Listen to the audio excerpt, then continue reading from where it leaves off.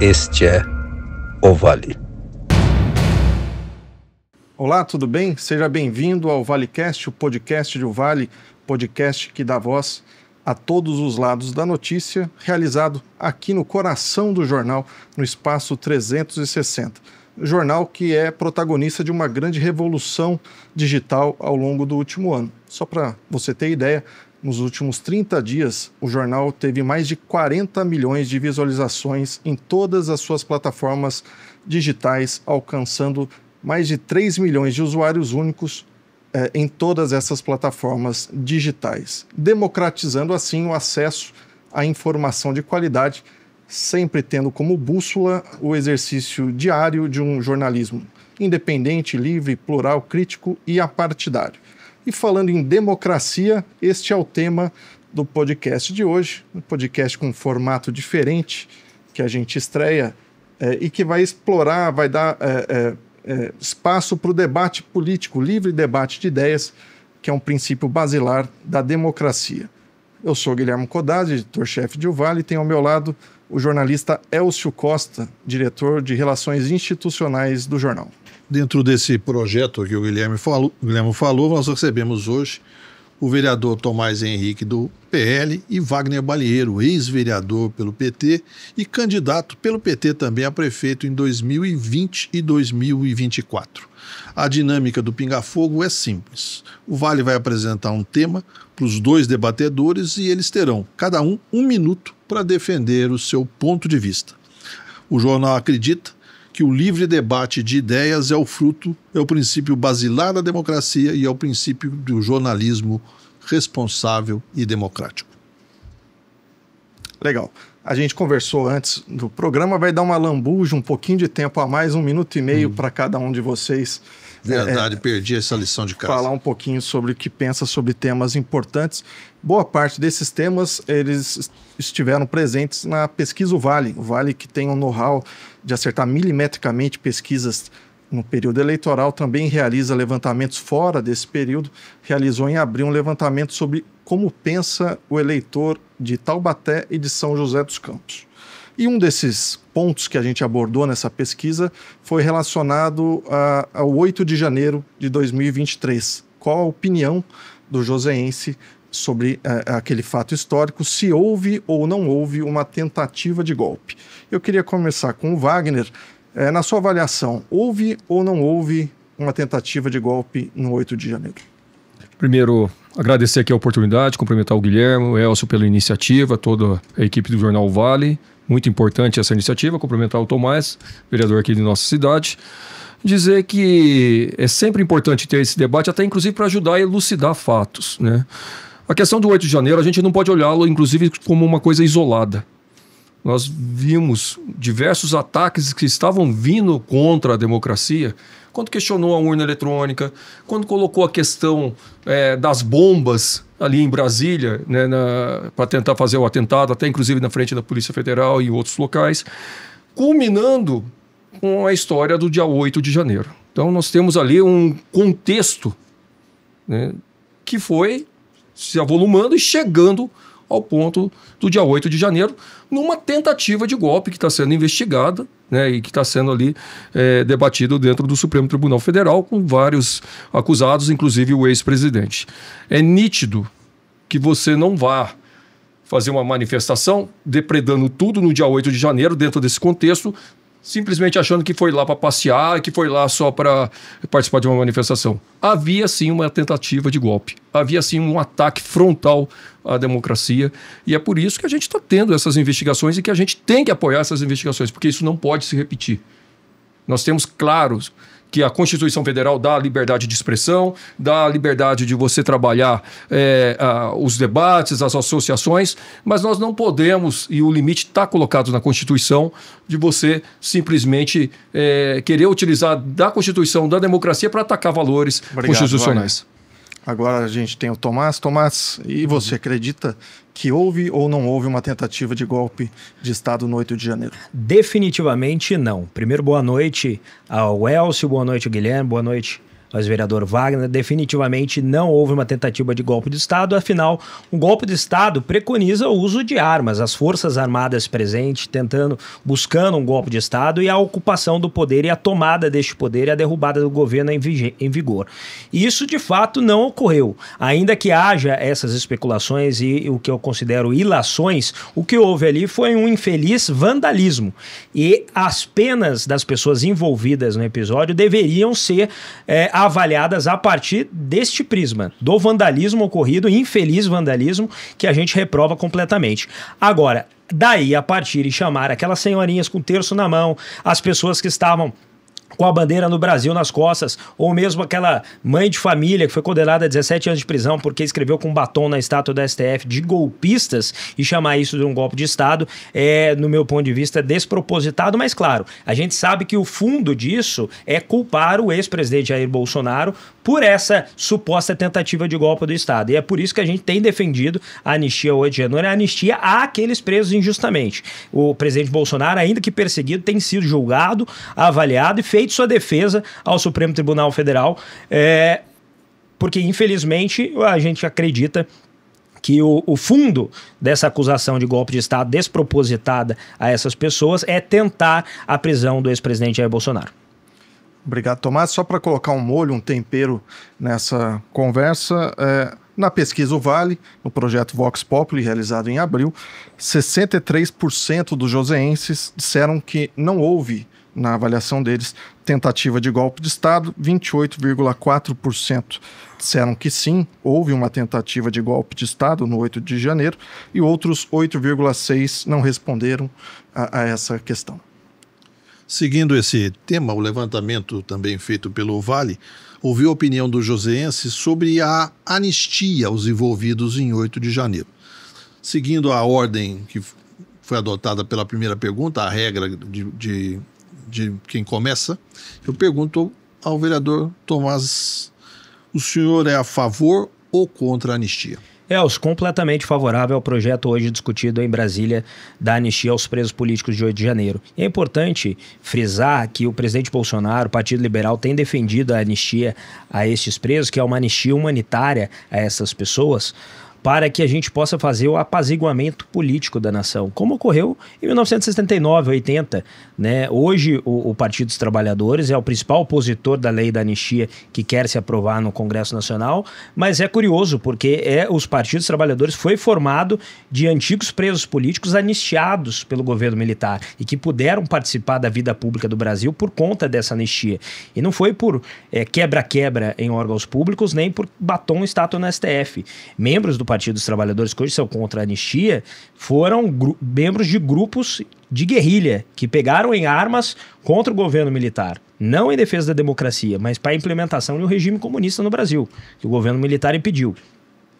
Essa anistia que foi dada, e o Brasil tem um histórico de apaziguamento e de anistia, que está sendo negada a essas pessoas que não pegarem armas, uma minoria, infelizmente, fez a depredação, devem ser punidas por vandalismo, mas generalizar, né, sem a dosimetria da pena, tratar todos como golpistas e como vândalos, sem ver o caso específico de cada uma das pessoas envolvidas ali no caso, que são milhares inclusive, é muito injusto, e por isso a anistia é mais do que um clamor, é necessário para o apaziguamento do país e para que se faça justiça, já que o STF foi muito injusto ao condenar por golpe de Estado com penas pesadíssimas pessoas que sequer foi comprovado a participação em atos de vandalismo, muito menos em golpe de Estado.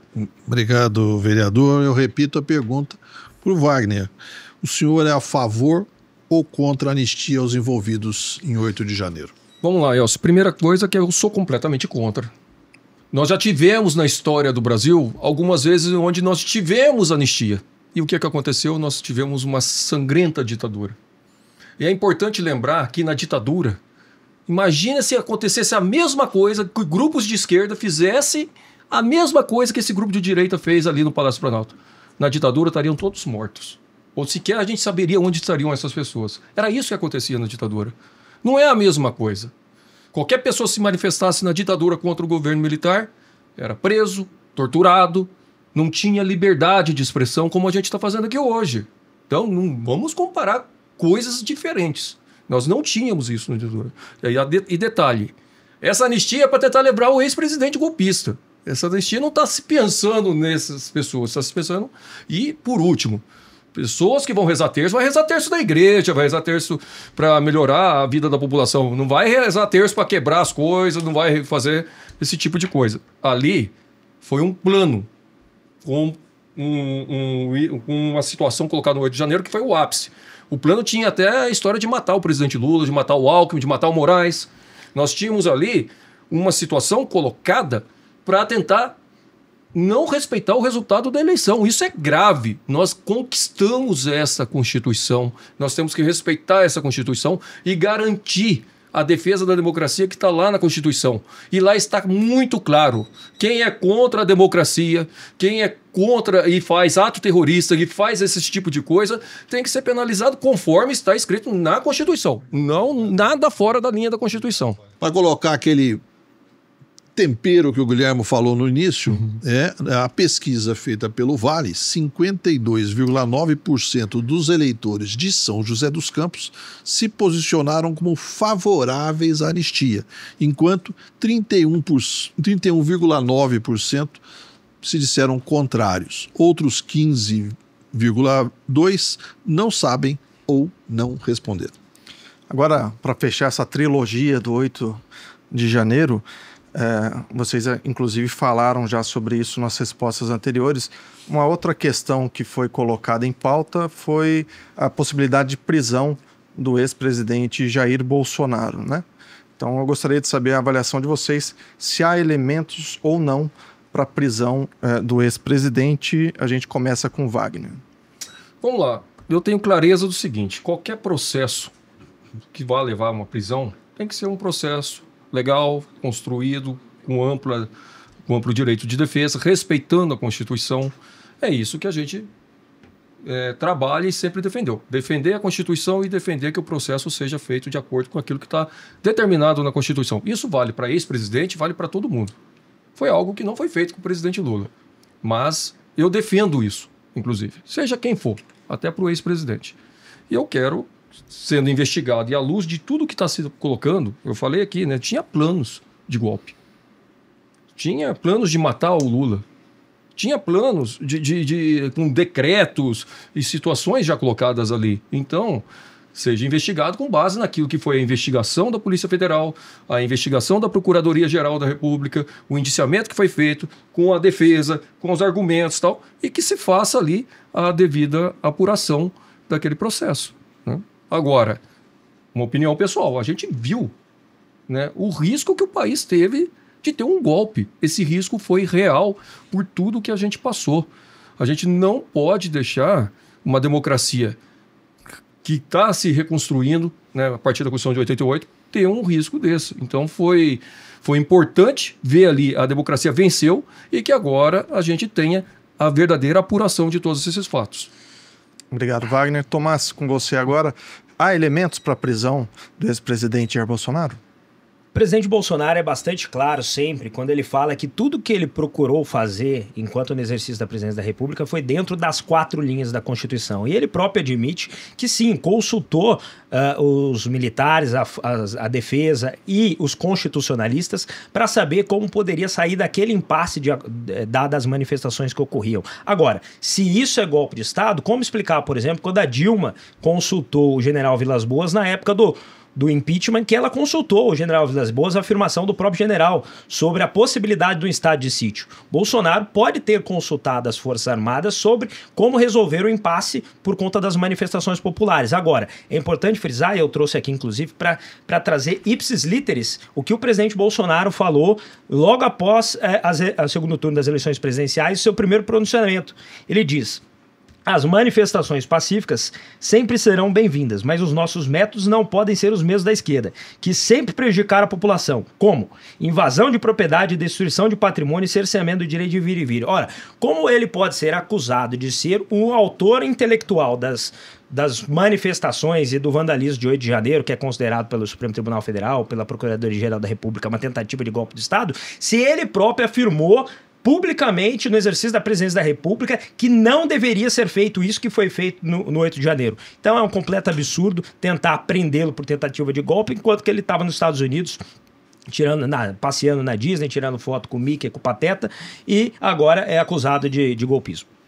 Só para a gente pontuar aqui com essa nota de rodapé, na pesquisa O Vale, 70% dos eleitores eram contrários à prisão de Bolsonaro, 23% a favor e outros 7% não responderam. Bom, vocês dois já citaram o STF, o Supremo Tribunal Federal, e ele é tema de discussões acaloradas que divide opiniões. É quase um Fla-Flu ou um Corinthians e Palmeiras, né? Deixar o time do vereador... Ou um Sansão, né? É um Sansão antigamente. Nesse caso, já que temos aí um tricolor e um Sansão aí, né? Aí, pela ordem, né? O vereador Tomás, santista. Eu vou fazer a pergunta. O senhor aprova ou reprova a atuação do STF, em especial do ministro Alexandre de Moraes, nesse processo? Eu reprovo completamente. O que a gente tem visto é um autoritarismo por parte do ministro Alexandre de Moraes, né, que tem conduzido de forma a censurar, a punir, a perseguir todo um campo ideológico, que é a direita brasileira. E a tentativa do Supremo Tribunal Federal, capitaneada pelo ministro Alexandre de Moraes, é da criminalização de um discurso. Do discurso da direita como um discurso, abre aspas, golpista, abre aspas, fascista ou antidemocrático. Isso é extremamente preocupante, porque reflete tudo aquilo que foi feito em países autoritários. Um exemplo muito próximo da gente é a Venezuela, que prendeu opositores políticos do regime considerando-os antidemocráticos, criminosos, corruptos, impedindo que a oposição pudesse se formar e disputar eleições. É isso que a gente tem visto, é isso que a gente considera que tem sido feito pelo ministro Alexandre de Moraes e por parte do Supremo Tribunal Federal. E é isso também que a comunidade internacional está percebendo, tendo em vista as potenciais, né, muito prováveis sanções que o governo norte-americano do presidente Donald Trump deve fazer, não só ao ministro Alexandre de Moraes, mas a outros ministros do Supremo Tribunal Federal que têm endossado essas ações abusivas e autoritárias do ministro e de outros colegas seus do Supremo Tribunal. Repito a pergunta para o Wagner. O senhor aprova ou reprova a atuação do STF e, em especial, do ministro Alexandre de Moraes? Vamos lá, Elcio. Primeira coisa, o que aconteceu no dia 1º de janeiro? O presidente, o ex-presidente, fugiu do país. Falou de passear na Disney, mas ele saiu. Ao invés de entregar a faixa, ele fugiu do país. O presidente fugiu. Um presidente que não teve coragem de entregar a faixa. Para mim, é uma pessoa que não respeitava a democracia e não respeitou o resultado das urnas. E quebrou uma tradição que é de qualquer democracia e de país civilizado, que é entregar a faixa para o seu sucessor. Agora, quando você tem o Supremo Tribunal Federal fazendo o trabalho dele, de você respeitar a Constituição, o que o Supremo Tribunal Federal faz? Guardião da Constituição. Nós precisamos garantir a democracia, que corre sério risco. Quando a gente vê manifestações de ódio, invocação de forças armadas para fazer golpe de Estado, fechar Congresso, fazer tudo ao contrário do que aquilo que... Engraçado que você tem gente da extrema-direita que é eleita pelo viés democrático para usar da democracia para fazer ataques contra a democracia. Nós estamos vendo isso acontecer. E o que é o papel do Supremo? Nós temos que proteger a nossa Constituição. Nós não podemos correr risco de golpe, nós não podemos correr risco na nossa democracia, que é jovem e que precisa ser fortalecida, e nós não podemos ter um sistema de ódio sendo construído aqui no nosso país. Nós estamos vendo o que é o papel, o que a extrema-direita fala? Ela fala do modelo de você tentar eliminar a pessoa que pensa diferente. Não é assim que a gente tem que pensar. A democracia tem que conviver com o diferente, não eliminar o diferente. Para informação, né, nossa aqui, inclusive de quem nos acompanha, na pesquisa O Vale, 63% dos eleitores de São José reprovam a atuação do STF, enquanto 23,5% aprovam. Outros 13,6% não sabem ou não responderam. Agora vamos falar um pouquinho sobre a avaliação do governo Lula. A gente já passou aí da metade desse Lula 3, né? O terceiro mandato do presidente Lula. E a gente também ouviu a avaliação do eleitor de São José dos Campos a respeito de como ele avalia o governo federal. Aí eu queria saber a avaliação de vocês e também se vocês aprovam, reprovam e qual é a nota, né, que vocês dariam para o governo federal. Vamos lá, o governo do presidente Lula é um governo de união e reconstrução. Esse é o lema dele, né? Nós pegamos um país arrasado, destruído e sem nenhuma política pública, com uma série de problemas. Então nós estamos reconstruindo. Inclusive aqui a nossa região tem recebido investimentos, seja na melhoria dos financiamentos para investir em área de infraestrutura, com Embraer, CCR, das políticas sociais, creches, escolas, coisas que não aconteciam no governo anterior, que não fez absolutamente nada aqui na nossa região.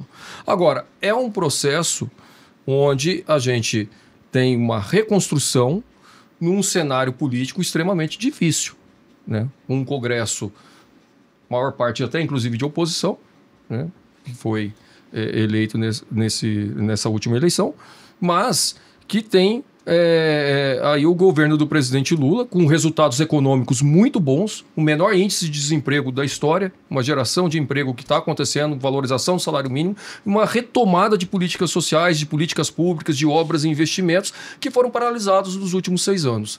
Então, e a nossa região está ganhando muito com isso também aqui. Por isso eu tenho visto aí como positivo o governo Lula. Há muito o que fazer, muitas dessas obras, muitos desses serviços serão entregues ao longo desse ano e do ano que vem, que é a finalização aí desse Lula 3, e eu tenho certeza que o Brasil vai continuar ganhando muito com o presidente Lula.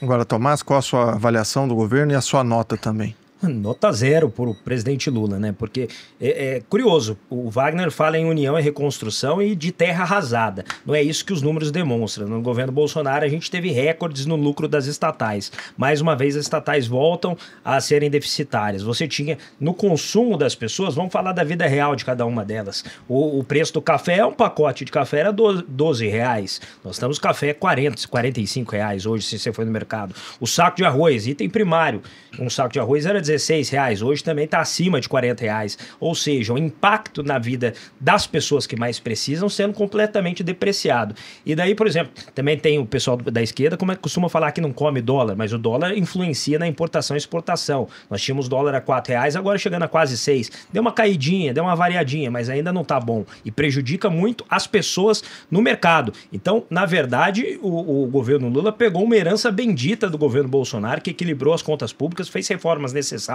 e agora está entregando um país muito pior do que aquele que pegou. Aí o Wagner fala também de investimentos aqui em São José dos Campos. Até agora foram anúncios e nada mais que isso. Aliás, quando o governo federal fala em investimentos em São José dos Campos, é bom lembrar que isso aí não é presente de nenhum presidente da República, isso é dinheiro nosso. São José dos Campos paga 40 bilhões para a União por ano e tem um orçamento de 4,5 bi. Então, quando a União investe em São José dos Campos, é o nosso dinheiro, dinheiro do trabalhador joseense, da Embraer, das indústrias, do comércio, sendo reinvestido onde realmente importa, né? Então, acho que é isso que a gente tem a dizer. Obrigado, Tomás. E só colocando aí o tempero, a nota de rodapé, na pesquisa o Vale, 81,1% dos joseenses reprovaram o governo Lula, 16,9% aprovaram, 2,1% não souberam ou não responderam. Guilherme falou de tempero, agora nós vamos botar uma pimenta, mas quase malagueta na conversa. Um tema que tem sido pauta do debate em meio a esse Fla-Flu, Corinthians e Palmeiras, até o Sansão, que o Guilherme bem lembrou, é a atuação da primeira-dama, né, Rosângela da Silva, a Janja, no cenário da política. Qual é a sua avaliação sobre a atuação de Janja? Pela ordem que nós estabelecemos, o vereador Tomás. Veja, quando nós tínhamos Michele, hoje ela é presidente do Partido Liberal Mulher, é uma ex-primeira-dama muito atuante politicamente, mas durante o exercício do mandato do presidente Bolsonaro foi uma primeira-dama ainda que discreta, né? Ainda que durante a posse do ex-presidente Bolsonaro ele tenha feito aquela menção, né, muito bonita, muito gentil, que permitiu à primeira-dama comunicar-se por linguagem de sinais, ela, no maior parte do governo Bolsonaro, foi muito discreta, muito sensata em seus comentários, econômica para o erário público, e não é o que a gente tem visto da Janja, né? Até tem gente já chamando ela de esbanja. Por quê? Porque gosta muito de viajar, aparece muitas vezes como chefe de Estado em eventos e aparece também com afirmações perigosas, tresloucadas, que inclusive revela muito sobre o governo do marido dela. Por exemplo, recentemente em entrevista, ela quis comparar a regulamentação das redes sociais da China, que é uma ditadura de partido único, com o modelo que ela gostaria de ver implementado no Brasil, até perguntando, nossa, por que a gente não consegue isso no Brasil? Ora, porque o Brasil ainda é uma democracia, e aqui a gente tem a opinião contrária e tem uma rede social livre para que as pessoas possam opinar, inclusive contra o governo ainda, e é isso que a gente está lutando para preservar. Enquanto isso, a Janja elogia a regulamentação chinesa de uma ditadura de partido único, ou seja, revelador das intenções do PT quando fala em regulamentação das redes sociais. Eu repito então a pergunta para o Wagner. Qual a sua avaliação sobre a atuação da primeira-dama Janja? O curioso é que a rede social que se fala é a rede social chinesa, né? É a rede social, né? TikTok, inclusive, que quando a Janja perguntou sobre essa rede social, eu falei, a rede social não pode ser um celeiro de extremista, seja ela TikTok ou seja outras. E aí é necessário você ter um controle em relação a isso, até para evitar situações aí de extremismo que possam prejudicar toda a nossa população. Isso que a Janja falou em relação a essa situação da rede social.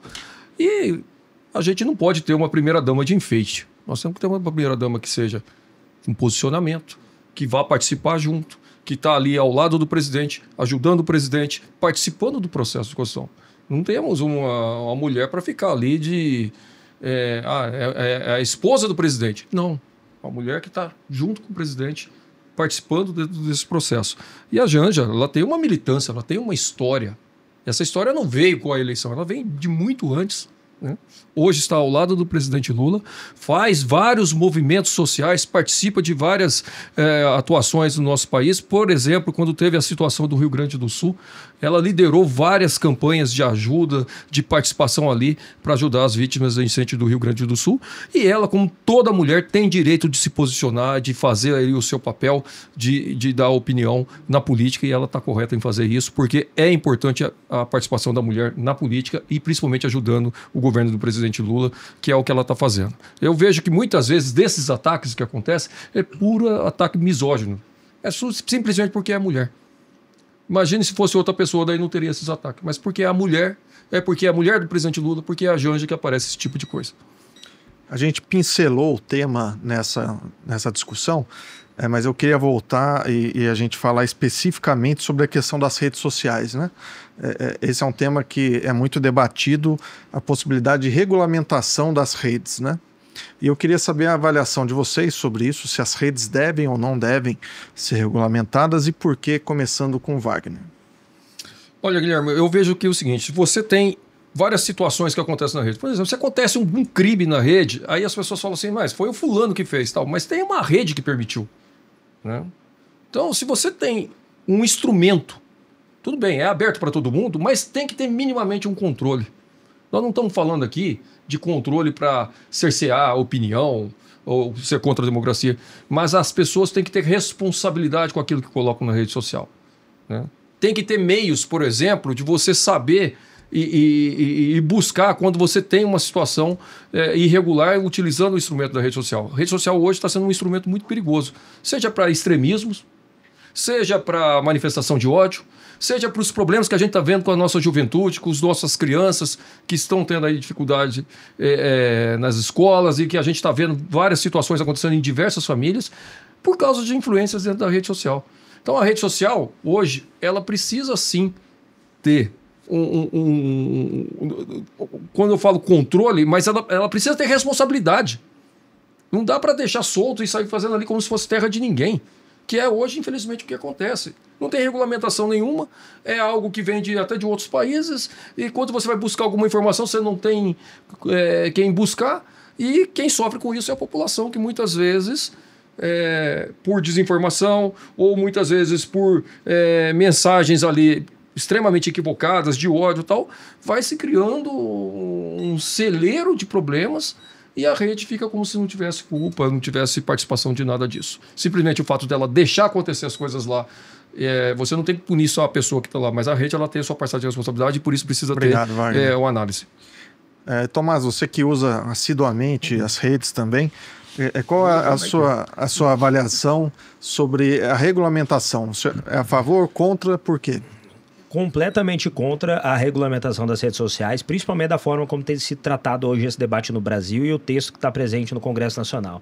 Veja, os principais países que estabeleceram uma regulamentação de rede social foram países autoritários. Mais uma vez, eu menciono aqui China, Venezuela, Coreia do Norte, a própria Rússia, tá? Para não falar que é apenas governo de esquerda, mas países autoritários, em geral, têm implementado regulamentações de redes sociais, cerceando a liberdade de expressão.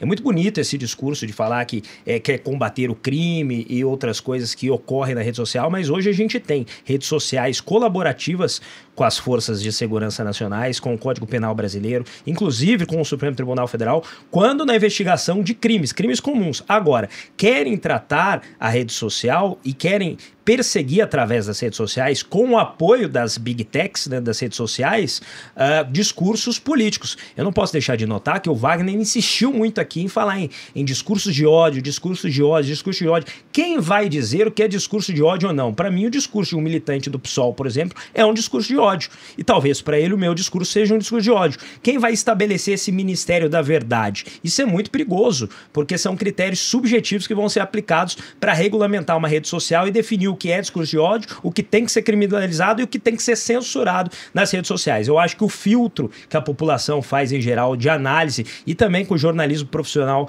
que faz essa ajuda de fazer essa mediação é muito melhor do que essa regulamentação estatal que traz grandes riscos. Para finalizar esse pinga-fogo que nós estreamos hoje aqui no podcast de O Vale, vamos falar um pouco sobre o ano que vem, 2026, um ano estratégico, nevrálgico para o país. Tomás, qual o melhor caminho para o Brasil em 2026? Faço só uma sugestão. Qual o nome também, né, para 2026? Claro. E já que a gente está numa questão complexa, deixar 3 minutos para cada um.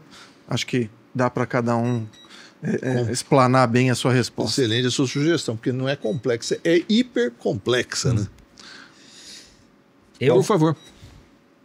Bom, primeiro já, mais uma vez, muito obrigado pela oportunidade de trazer um pouco das nossas ideias e perspectivas. Nós temos 3 alternativas para o ano que vem, o Partido Liberal e a direita brasileira. A primeira é o Jair, a segunda é o Messias e a terceira é o Bolsonaro. O nosso ex-presidente, sempre presidente Jair Bolsonaro, é o candidato do Partido Liberal. A gente acredita que ele precisa estar nas urnas concorrendo. Afinal, nós temos visto as pesquisas de intenção de voto, inclusive a que o Vale conduziu, e em todas as pesquisas o presidente Bolsonaro tem aparecido, inclusive nas pesquisas de âmbito nacional, à frente numericamente do atual presidente Lula nas pesquisas. Então você retirar o atual líder das pesquisas da eleição presidencial sob a alegação de uma tentativa de golpe de Estado é muito grave, porque você impede que a população possa fazer sua escolha e seu próprio julgamento daquilo que ocorreu em 8 de janeiro e durante os 4 anos do governo do presidente Bolsonaro, sobretudo em comparação àquilo que tem ocorrido com esses 4 anos do governo Lula, que a gente observa como uma piora generalizada dos índices, sobretudo na onde mais importa, que é na ponta, que é no dia a dia das pessoas. Então a gente tem defendido a candidatura do presidente Bolsonaro e se, porque pode surgir essa pergunta, e se perseverar, né, se continuar essa injusta inegibilidade do presidente Bolsonaro para o ano que vem, o Partido Liberal terá como candidato aquele que o presidente Bolsonaro indicar, porque é isto que a população brasileira espera, que o nosso líder, o líder da direita brasileira, nesse processo de ressurgimento da direita e deste combate que a gente tem feito a tudo aquilo que a gente gostaria que mudasse no Brasil, o presidente Bolsonaro terá essa autonomia de indicar um candidato caso essa injusta inegibilidade mantenha-se. Que a gente acredita, claro, que deve se reverter com uma nova formação do Tribunal Superior Eleitoral, que no nosso ponto de vista não foi isento no último pleito eleitoral, e a gente tem uma expectativa que a partir de agora possa, com uma nova formação, ser mais isento, garantir que o presidente Bolsonaro tem o direito de ser candidato novamente à presidência da República, e a gente acredita também que a comunidade internacional tem observado esse avanço autoritário do governo brasileiro em consórcio com o Supremo Tribunal Federal, que a comunidade internacional irá observar os próximos passos da saudável democracia brasileira para garantir que o presidente Bolsonaro tenha, como líder das pesquisas, a oportunidade de estar nas urnas, ser votado pelo povo e julgado pelo povo brasileiro. Obrigado. Agora, Wagner, você em 3 minutos, qual o melhor caminho para o Brasil em 2026 e qual o melhor nome? Olha, nós defendemos a reeleição do presidente Lula. O Lula está vindo no Brasil fazendo a união e reconstrução. A união e reconstrução de quem quer ter um projeto de país. Quando a gente começa a ver a retomada dos investimentos da Petrobras, nada de privatização, de retomada dos investimentos da Petrobras, inclusive beneficiando aqui São José dos Campos, gerando emprego no Brasil, fazendo com que as construções, por exemplo, que a Petrobras utiliza sejam feitas em solo nacional, pensando num projeto de país. Quando a gente começa a ver o aumento de financiamento maior da história nos últimos 10 anos para a Embraer, pensando num projeto de país. Quando a gente fala na defesa do presidente Lula, a gente fala na defesa da democracia. Nós não atacamos a urna, nós não atacamos a nossa Constituição, como foi feito o ex-presidente, que já está inelegível. Ele talvez vai ter mais uma inelegibilidade aí na condenação do golpe, mas ele já está inelegível pelo que ele fez no processo eleitoral, quando usou a máquina, fez de tudo, gastou bilhões, inclusive, dos cofres públicos para tentar se reeleger e mesmo assim não conseguiu. O Brasil está crescendo. O desemprego é o menor da história. Nós voltamos a ter a valorização do salário mínimo. Nós voltamos a ter hoje, por exemplo, quando você fala do preço da gasolina hoje, ele é muito menor do que teve há 3, 4 anos atrás. Basta comparar os números. Nós temos muita coisa para avançar. As políticas públicas elas estão voltando. Quando a gente vê em São José, e não é só cartaz, nós já temos a obra ali do centro de reabilitação acontecendo no Bosque dos Eucaliptos. Nós já temos de volta o Minha Casa Minha Vida. Nós voltamos a ter construção de escola técnica, de ampliação de universidade pública, que não tinha nos últimos 6 anos os governos anteriores. O presidente Lula criou 100 escolas técnicas no primeiro governo. Agora vai criar mais 50 escolas técnicas. E a nossa cidade teve esse ganho. Então, essa volta de ter um projeto de país, a defesa da democracia, é fundamental que a gente continue com esse processo. E é por isso que a gente defende o nome do presidente Lula, porque nós precisamos ter um Brasil que realmente faça o crescimento defendendo política social, defendendo a inclusão e fazendo a transformação que é necessária, porque o Brasil é uma potência. E a gente não pode ficar submisso aos Estados Unidos, submisso a nenhum outro tipo de país. Nós temos que ter um projeto de país. E esse projeto a gente está vendo se cristalizar agora com o presidente Lula, e é por isso que a gente defende a sua candidatura em primeiro lugar como candidato à reeleição, né, para continuar esse projeto que a nossa região está ganhando com isso, né? O Brasil está ganhando com isso.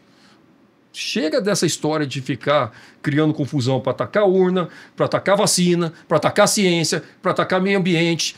O governo que só pensava em destruir. É isso que a gente tinha no passado. A gente precisa construir, a gente precisa somar, valorizar a democracia e trazer aquilo que quer ajudar o Brasil a crescer. Esse é o papel que o presidente Lula está fazendo. Ele está conversando com todo mundo, no mundo inteiro, com todos os países, chamando todo mundo para investir no Brasil, para gerar emprego, e a gente quer essa continuidade na eleição de 2026. Obrigado, Wagner. Obrigado, Wagner, Tomás, por terem vindo até o Espaço 360, ao coração de Vale, terem disposto de discutir temas importantes para o país, para o eleitor também aqui de São José dos Campos, e de forma civilizada, respeitando cada um a opinião do outro. Acho que esse é o objetivo do Pinga Fogo e foi atingido, né? Acredito que sim. É interessante ver a explanação de pontos de vista totalmente diversos, né? Nem no futebol eles concordam, um é São Paulino e o outro é santista, é o Sansão. De uma forma extremamente objetiva, democrática e livre. A exposição da ideia deve ser feita dessa forma e as pessoas devem formar seu pensamento a partir da livre expressão do pensamento das pessoas que estão no debate. É a grande praça pública que funciona. A democracia é uma grande praça pública. Nós estamos fazendo exatamente isso aqui. E ouvir a voz do eleitor de São José, de Taubaté e todo o Vale do Paraíba é justamente o objetivo do Vox Populi, que acabou sendo a linha mestra do nosso bate-papo de hoje. Então agradeço, Wagner, Tomás, Esse foi o Pinga Fogo, a gente volta em breve e a gente se vê em todas as plataformas digitais do Vale. Boa noite. Oi.